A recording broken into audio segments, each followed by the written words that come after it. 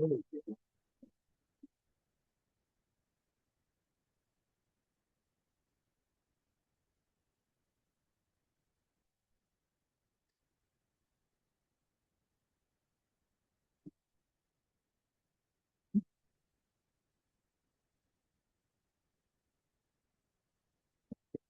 my understanding is we're on Samach Dayan. I'm an Aleph about 10 lines down or so. That's what it said in the chat, in the WhatsApp. So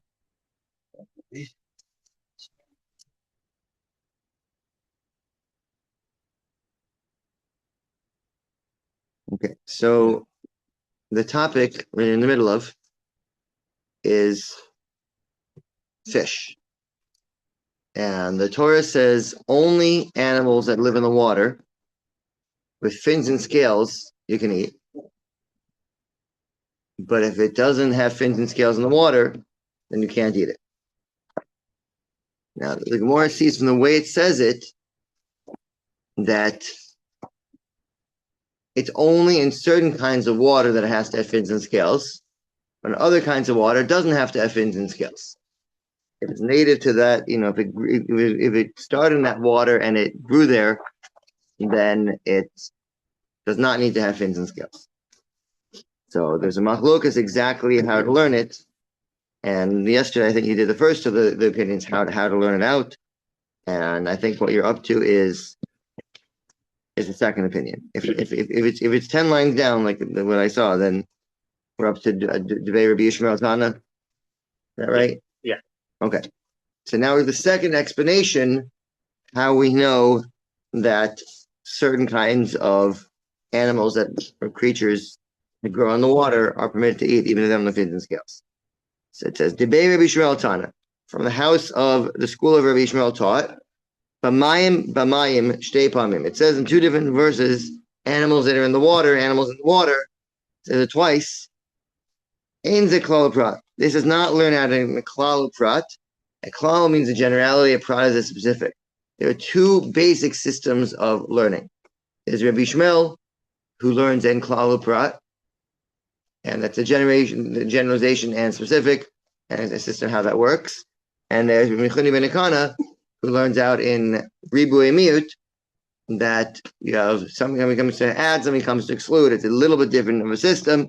Usually there's a significant difference. Here it doesn't seem like there's a significant difference. And there are some commentators, some Tanaim that make a combination of both. It sounds like here we're saying, even though there's Rabbi Yishmael, but Rabbi Yishmael here agrees that we're going to use Ribu Emiut here. This is not Klal Prat, Ela Ribu Emiut. This is a case of Ribu and Miut, then inclusion and exclusion. It says, but Mayim is a general term. That's called the Riba. It says, in the water, that's a general term, comes to say anything in the water. But Yomim and Chalim, when it says in the seas and in the rivers, that makes it more specific. That's a Miut, that's a reduction. That reduces the scope of the verse. So only in the seas and the rivers. So Miut. B'mayim, it says in the water again, chaz of ariba comes in and is more general. So it's general, it's wide scope, limited scope, wide scope. So riba miut, right? Riba miut riba. It's wide, it's narrow, it's wide.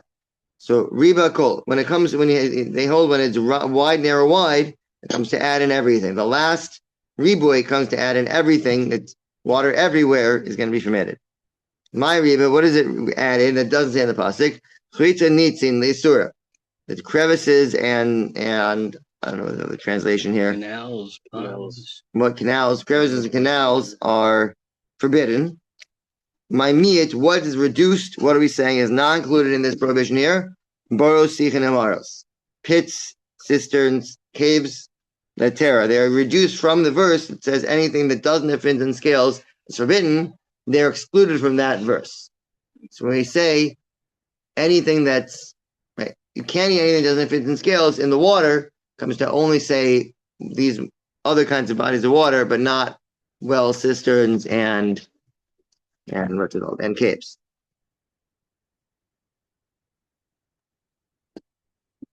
Heter, for the linen side. So Ema, why don't you say my riba boros, sichin amaros, lisura? Why don't you say the other way? Why don't you add on pits, cisterns, and caves to be on the prohibited side? And what is it to reduce? Meat kelim, it only comes to exclude vessels. The only thing that's going to be permitted are vessels.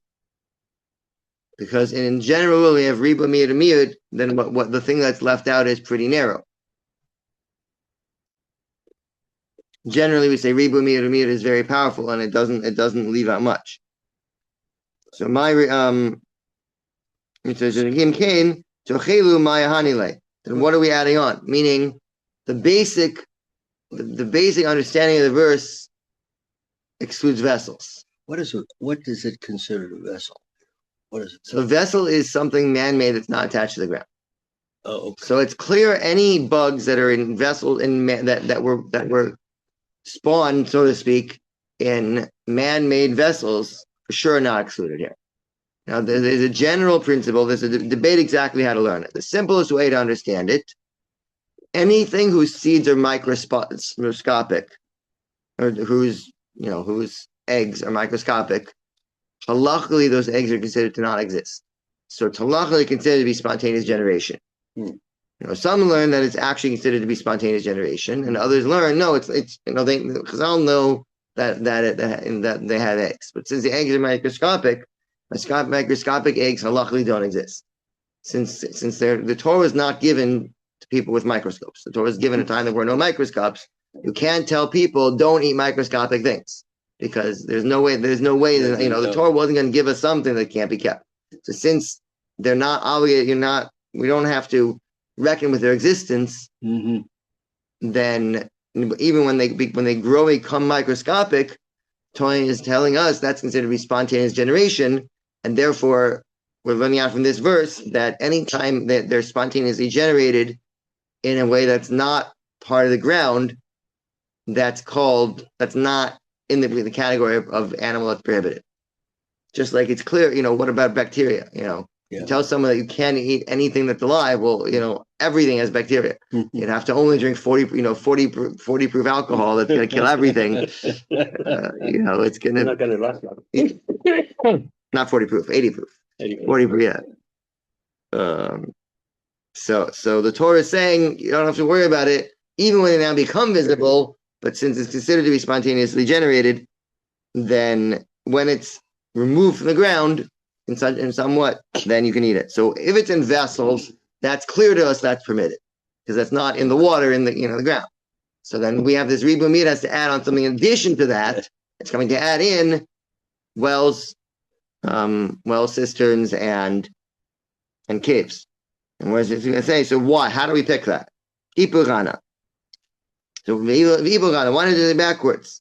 Why not say that the rivers and the seas are permitted and the well, cisterns, and caves are prohibited? So what's the opposite? Tani Matasia. Like Matasia's taught, Tani Matasi Bar Yehuda, Matasi Bar Yehuda said, what did we see to add on for the leniency? Well, cisterns, and caves, the hetera on the inside, the hotzi, and to exclude charitzim and nitzin lisura, the crevices and canals for the prohibited side. And marbani barosich and amaros, I'm going to choose. It just says the Torah adds on and adds on one and reduces. If you use logic here, what makes more sense? So marbani barosich and amaros, I'm going to add on well, cisterns, and caves. She'enat surim kekelim, they are contained like vessels. They don't move. The water is stationary. So that's makes it more similar to vessels, as opposed to canals, rivers, seas, etc. Those are, seas are in the verse explicitly, but canals and rivers, which are not in the verse, those are not like vessels because they move. Now the Gemara make a reference to something you saw yesterday. It says we learned down on Samach Bav on base that it says the Torah said one thing clearly, and one thing was explicit, and one thing was hinted to. One thing was said, or one was specified, and one was unspecified. So we said what we said on Samach Bav on base was the Torah Torah said something specifically was permitted, and Torah said something vague was permitted. So the question is, what was that talking about? High susum, which thing is considered to be specified and permitted? So which is unspecified and permitted? Behind Mefurish. And what is specified and permitted? So Pligi ba Rav Abba Verbina. Rav Acha, and Ravina argued about it. Chad Amar, one of them said, Yeshlo, the animals that have fins and scales, that's called Mefurish. That's called explicitly permitted. The Einlo, and the animals that do not have fins and scales that were spontaneously generated in water, Sasum, that's the one that's unspecified. Chad Amar, and the other one of these two rabbis, Einlo Mefurish, said the one that doesn't have fins and scales, that spontaneously generated, so to speak, in the water, that's called Mefurish, that's called explicit. The Yishlo, and the one that has fins and scales, is Sasum, is sealed. Now, the first opinion seems to make a lot more sense. The more I was asking really on that second opinion, my time, what's the reasoning? The Mana Amar, the one that says Yishlo. No, sorry, this first opinion we're asking. What's the reason behind the one that says Yishlo Mefurish, the one that has fins and scales, is considered explicit? Amar Lacha, I'll tell you, Minehu dekam mishtari. Amar Lacha Minehu dekam mishtari kelim.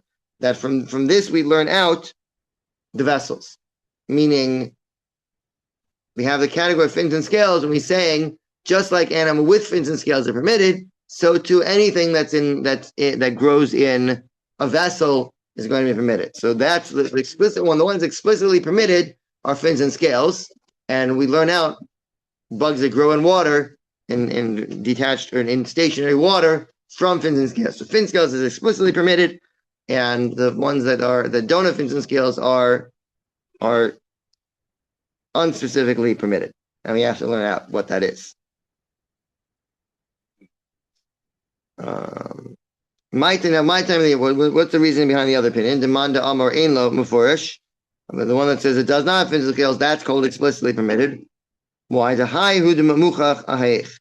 this one is the one that proves on the other. Meaning, we have a generality of it, which says only animals with fins and scales in seas are permitted. Now, what do you see from seas? You could read that the seas two ways. Say animals with fins and scales in seas are permitted. Animals with fins and scales in wells are not permitted. If a goldfish that's born in a bowl, that's not, or a guppy, maybe guppies are microscopic. I'm not sure if they quite are. But let's say, you have a fish with fins and scales that grows in a vessel. Maybe the Torah is saying only in the ocean it's permitted, but in a vessel it's not permitted. You could have learned it that way. So saying the fact that we're permitting the bugs that grow in vessels, that proves to us that fish are permitted everywhere. Because we're saying in the big water, you need fins and scales. There's two ways to say. In vessels, nothing's permitted. In vessels, everything's permitted. So the fact that we have a verse that tells us that bugs are permitted in vessels, for sure animals with fins and scales are permitted in vessels. So the one that's more explicit are the bugs. Ones that's less explicit are the animals with fins and scales. That's what he's saying. Because if it would only been for that one, I would have thought when it comes to fins and scales, but Kalim, when vessels off of the Islay, even if it has fins and scales, you wouldn't be able to eat. When it comes along and permits the bugs, that tells us that fins and scales and vessels are also permitted. Because that's not explicit. So Amar Rav Huna says, Lo lishve in shikra b'tziviyasa b'orta. Person should not drink beer at night through a filter. So it used to be that they wanted to make sure they didn't get anything they didn't want in their mouth. Oh. So they take some sticks and things and try to make a little filter on the cup and they would drink the beer through the filter to filter out whatever they didn't want, including bugs. So bugs that grow in beer are permitted because they came in vessels. The bug itself is permitted. And during the day, you can use a filter because you can see what's happening. But at night, you can't use a filter. Why? Dilma perhaps parish le'el mitzviyasa. The bug gets caught on this filter. The harder enough the lakas, and then it falls back into the cup, and you end up drinking it anyway. And this what we said, that bugs that are generated in vessels are permitted. That's only when they have not walked on the ground. When they have left the vessel and walked on the ground, they're now considered to be a prohibited bug. It's only when their entire lifetime has been spent in this cup that they're permitted. But once they've left the confines of the cup, they now go back to being a bug and they're prohibited. So drinking the filter, it goes on the filter, and now it's going to be walking on the filter, and now it's prohibited. It goes back in the cup. It's going to stay prohibited. Now, if you're over, you're going to transgress. It's a creeping bug that creeps on the ground. So this could be significant sized bugs, something you could see. Yeah, the fact you're saying only at night is saying that in the daytime you would notice this happen. In the daytime it happen, you notice it. Because again, the only eggs have to be microscopic. The bugs themselves are not microscopic. Mm-hmm. When eggs are microscopic, then we can say that it is spontaneously generated in the vessel.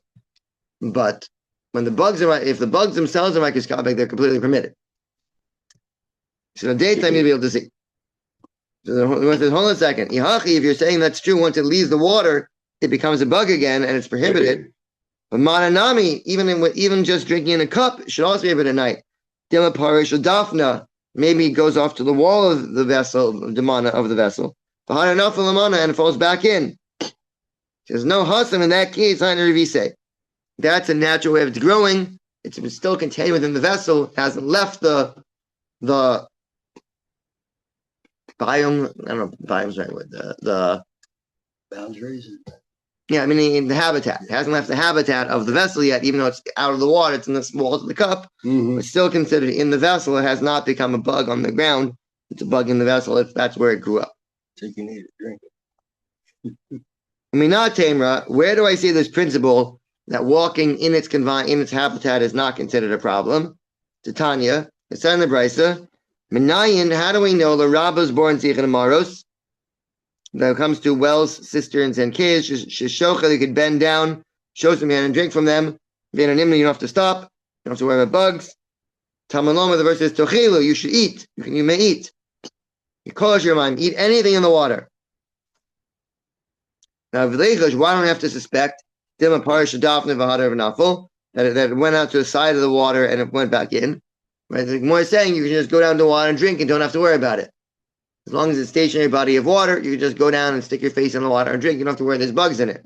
Why do you have to worry that some bug came out and came in? Say that natural way of growing, it would have gone to the side and come in, that's still considered to be generated in the water. Hachinami, so too, drink from a cup, that's its natural way of growing. Omer Le Rav Hister, Rav says Rav Huna to Rav Huna. Tanim Azela, I'll bring a Bryce in support of what you're saying. Kollel sheretz, any creepy crawly, sheretz that creeps, al arts that creeps on the land.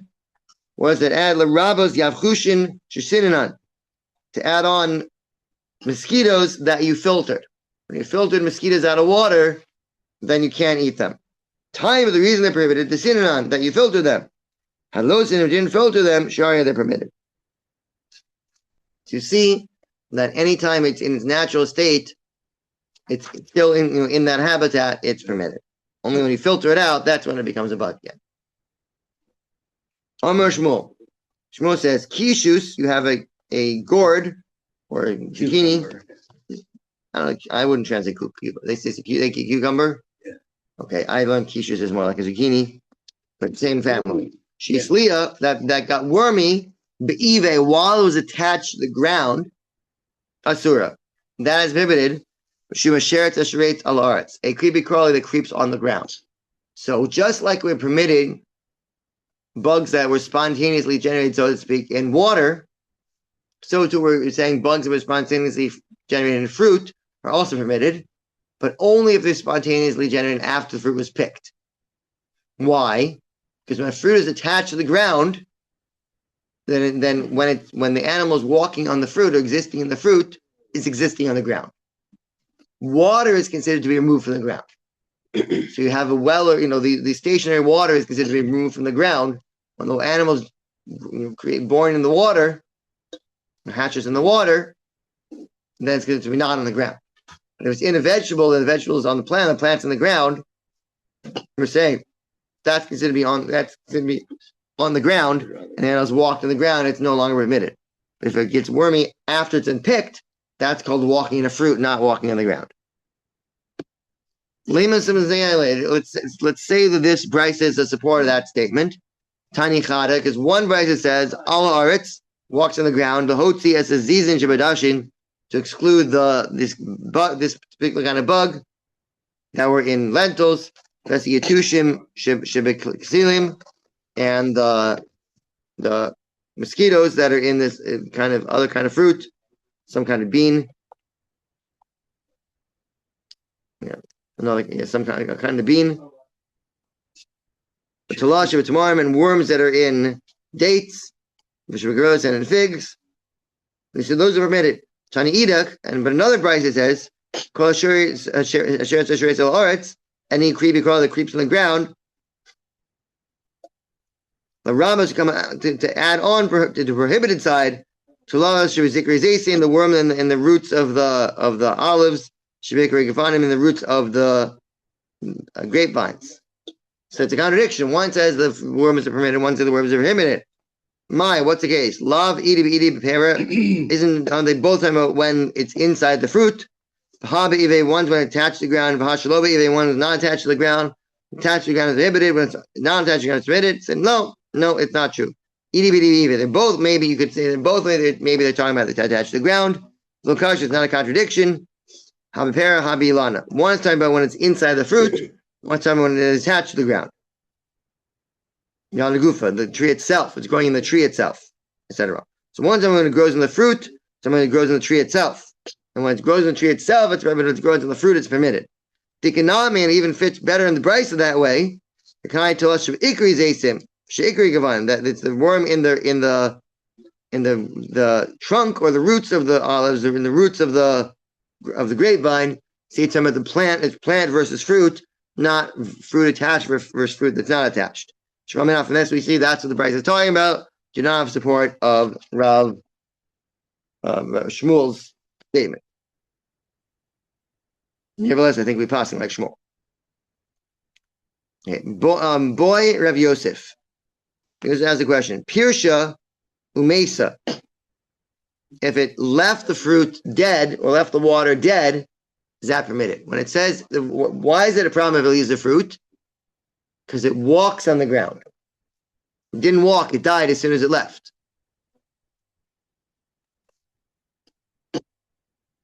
How about miktas, if part of it left the fruit? My love, your olam, Mesa. What if it flew right into his mouth? Never walked. It flew off the fruit or the water right into his mouth and never walked in the ground. When it says a creepy crawler walks on the ground, it doesn't have to walk on the ground. It can even fly. Is that enough? So, what's halacha? Teku. We don't know the answer to any of these three questions. Boy Ravashi. Ravashi says, Lagag Tamar, if it goes to the top of the date. Lagag Garinisa, what about the top of the seed?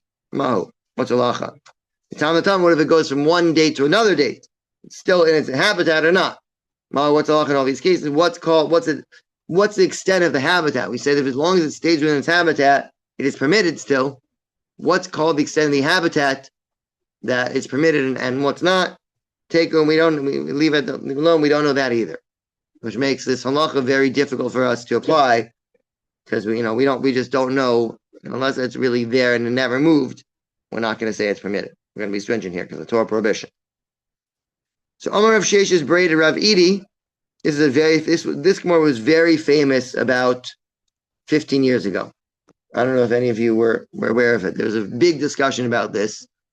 There were people eating sushi and getting sick.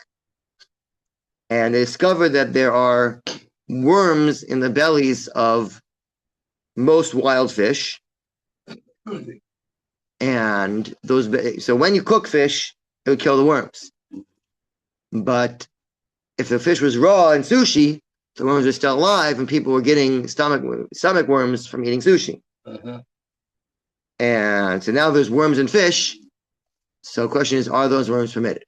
So this Gemara, we're going to start. This Gemara is the main Gemara that was used to discuss whether those fish are permitted or not. And there are people today who still don't eat wild-caught salmon for this reason. It says kokiani, a certain kind of worm called the kokiani worm, asiri, is prohibited.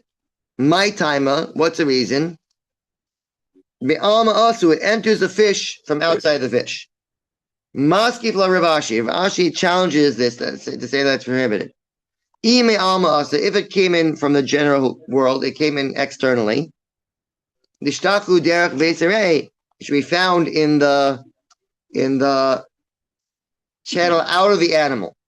If it goes into the stomach, you should find them in the excrement of the animal, in the intestines, in the digestive tract.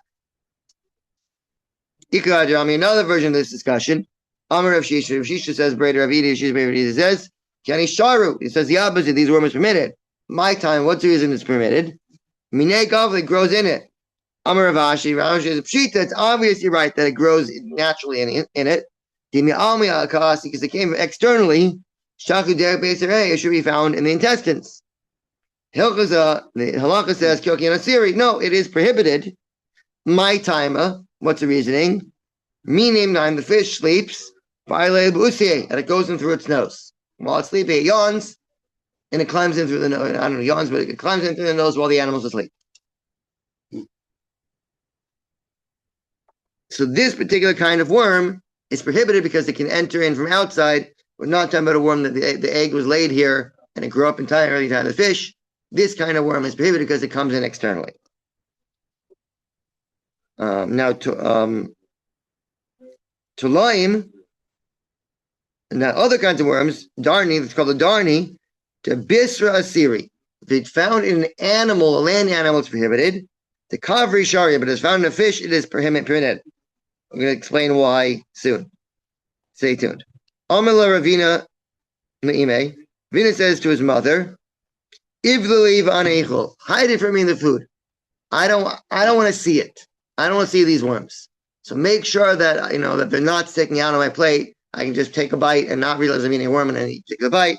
I don't want to see it and eat it, but I don't mind if it's there. Just hide it from me in the food. Amalei Rav Masharshia Breder Rav Achel Ravina. Rav Masharshia, the son of Rav Achel Ravina. Maishna mihadatanya. What's the difference between that, which it says, then you should reject their dead bodies. Rabbi says, Adarnim shebevema, to prohibit the worms in the animals. Why the worms in fish permitted and not the ones in animals? Hold on a second. Behema, when it comes to an animal, an animal requires shchita. A worm that was considered halachically to be spontaneously generated in the animal, considered animal. But animals require shchita. This worm is a cow. Halachically, this worm is cow. A worm that was spontaneously generated in a cow, and the egg was hatched, the Microsoft egg was hatched inside a cow, considered cow, it's considered cow. Fahani and these, midaloka mahani l'shchita, did you check the neck of the cow, of the worm? You never checked the neck of the worm. The worm is a cow, but you never checked it. Shchita doesn't affect it because it has its own independent life, of course.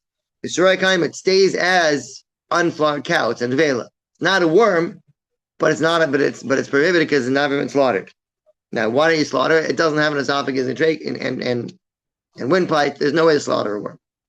So it's going to stay prohibited forever. Vahani. So I skipped one. Aval dagim and fish. See, all you have to do permit fish is to gather it in from the water. So when you're mixing them up in the food, they were still permitted. All you have to do is gather them from the water. You gather the fish from the water. You gather the worms too. The gathering is effective for the fish. You don't have to gather the neck. You don't have to gather. Anything that's removed from the water. That's the shchita of a fish, and therefore the worm is considered to have been shechted, so to speak. It's considered fish, and the fish is permitted without anything special done to its neck. Therefore, the worm in a fish is permitted, but the worm in an animal is not permitted because it's never been slaughtered.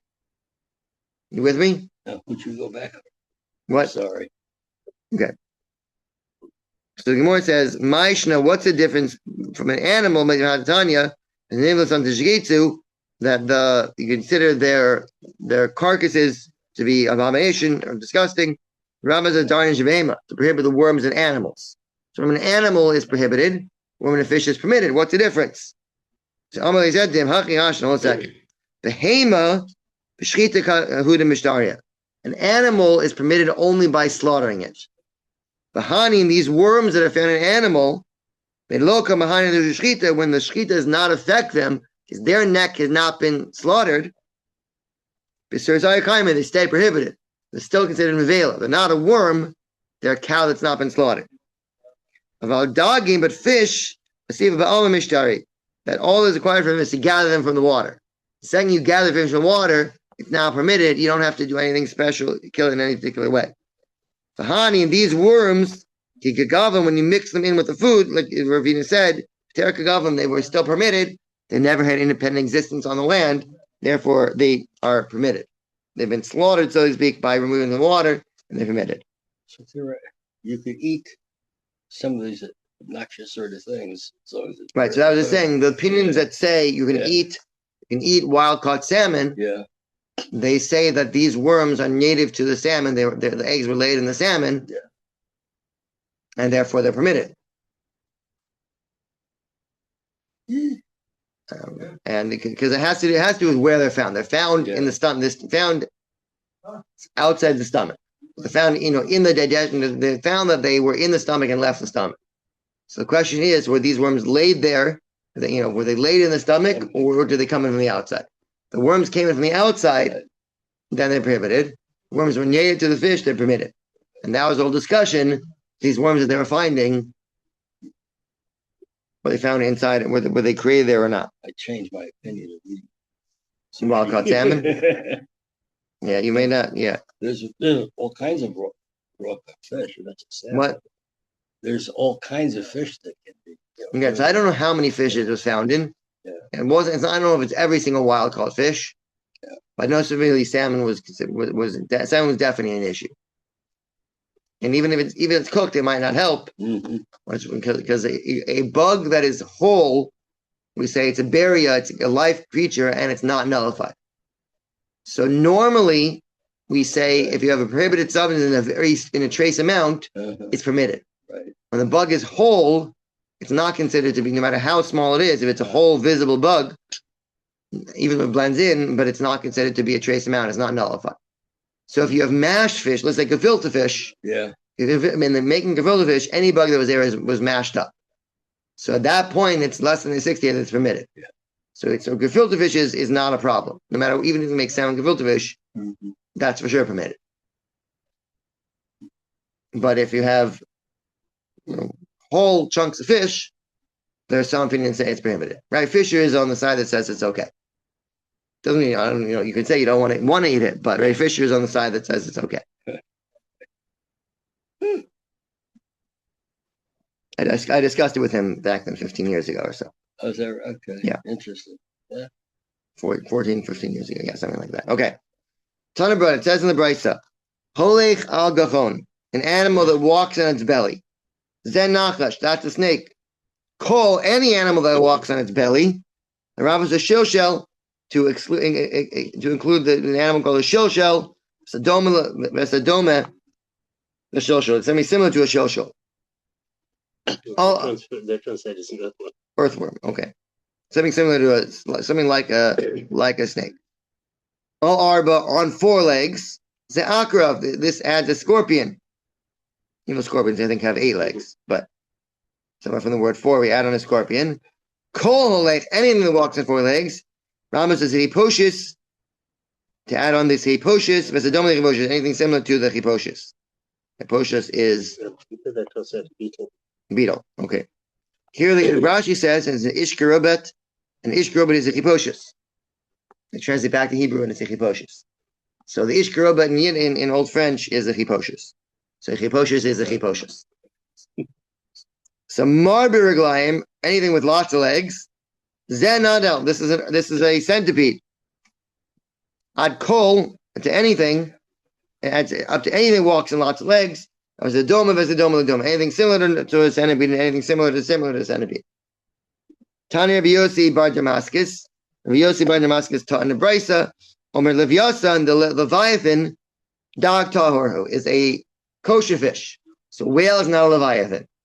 Talking about Leviathan, it's not a whale, it's something completely different from a whale. Whales do not have fins and scales, but they have fins, they don't have scales. Leviathan has fins and scales. How do you know? The Shnemer Gava Afiki Migananin. It's the harness as it puts out its scales.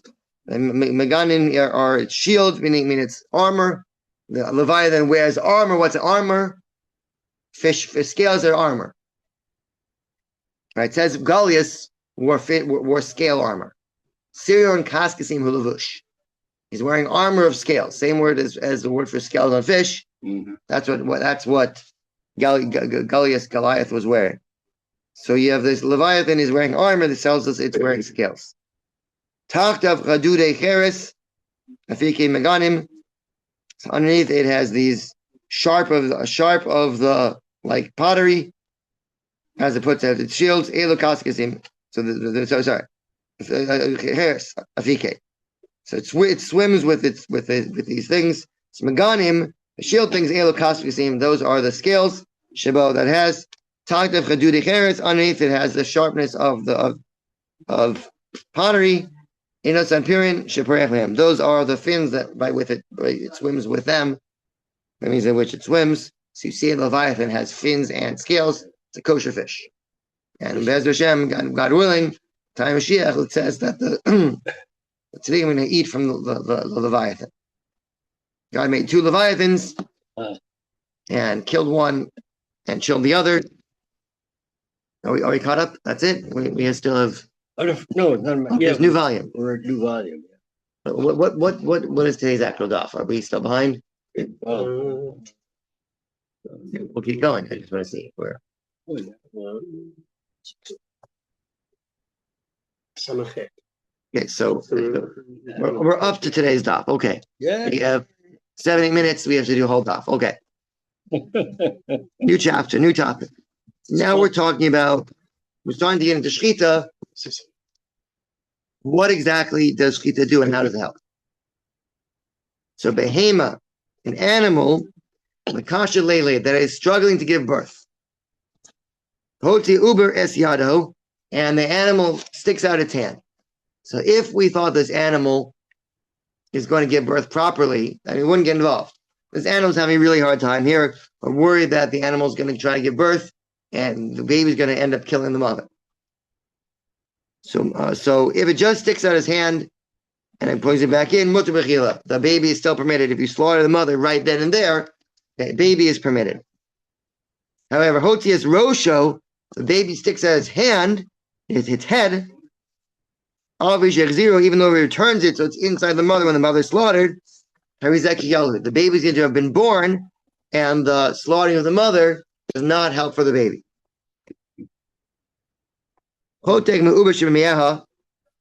If you cut off without it coming outside, right? The baby's just not coming out, so you reach into the animal and start to cut this baby apart. Take a knife and stick it in and cut the baby apart so it can come out more easily and doesn't kill the mother. If you slaughter the mother before it comes out, then the parts of this baby are permitted to eat.